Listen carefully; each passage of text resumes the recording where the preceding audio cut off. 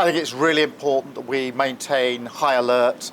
I've obviously been here at the control room of the Met looking at what's essentially the nerve centre, but my message to the police and all of those that are charged with responding to disorder is maintain that high alert. I'm absolutely convinced that having the police officers in place these last few days in the right places, the swift justice that's being dispensed in our courts have had a real impact.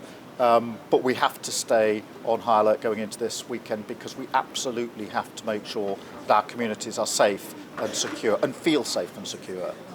I think there are a lot of things in the mix this weekend, but of course, whatever the challenge, we have to rise to it. And that's why I've had COBRA meetings, that's why I've been talking to the police today about their plans for the weekend. Yes, football is added into the mix, there are other things in the mix, but our focus has to be absolutely solely on the safety and security of our communities, and that's exactly where it is. I think people should be mindful of the first priority, which is to ensure that our communities are safe and secure.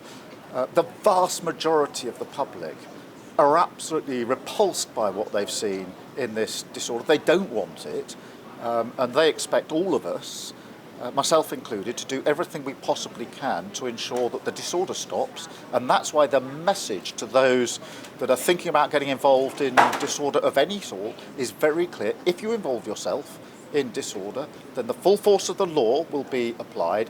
And the fact that we've seen this week people not just in court but being sentenced to significant terms of custody for their behaviour just a few days ago, I think is a very important message to anyone who's thinking of getting involved in the coming days.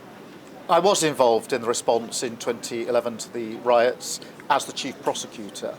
The disorder we're seeing now is different in type, but there are some common threads, and what worked well in 2011 was swiftly dispensing justice, making it clear that if you involve yourself in disorder, then within days you'll be before the court, and if you're found guilty, you'll be starting a hefty sentence. That applies, as it did in 2011 now.